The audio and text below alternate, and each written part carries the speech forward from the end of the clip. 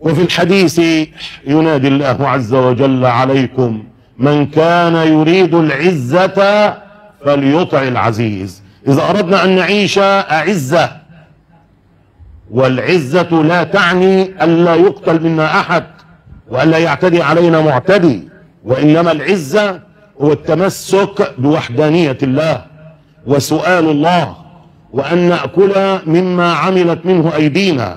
فقد رأيتم أن الشعوب التي تعيش عالة على الاستيراد تعيش يتحكم فيها الشرق والغرب والبورصة. وقد تعلمنا من الاقتصاد السياسي أنهم يقولون جملة ما قالها دين ولا عقل، قالوا لولا الكاسورة ما كانت الفخورة.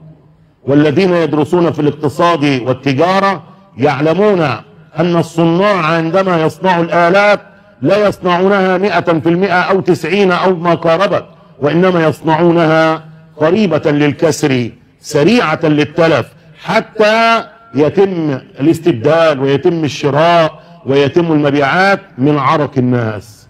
من غشنا فليس منا.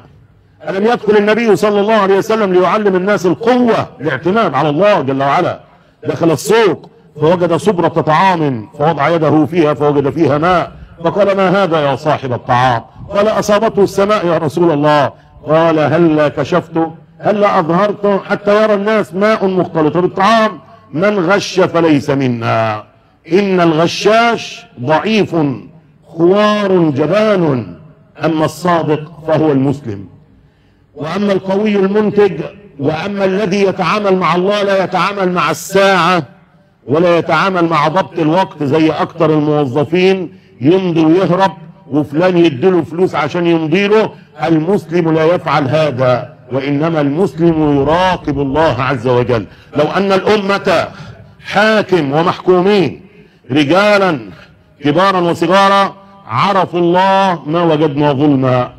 وأنذر الناس يوم يأتيهم العذاب فيقول الذين ظلموا ربنا أخرنا إلى أجل قريب نجب دعوتك ونتبع الرسل. الإجابة أولم تكونوا أقسمتم من قبل ما لكم من زوال وسكنتم في مساكن الذين ظلموا أنفسهم.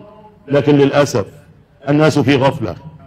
والله الذي لا رب غيره لو تمالأت دول الإسلام بعضها مع بعض ونفذوا شرع الله ما استطاعت أمريكا، لا أقول إسرائيل، إسرائيل لا قيمة لها، إسرائيل ما هي إلا حشرة نكرة لا قيمة لها، قطعة شطرنج تحركها أمريكا وبريطانيا وألمانيا وفرنسا ومن معه.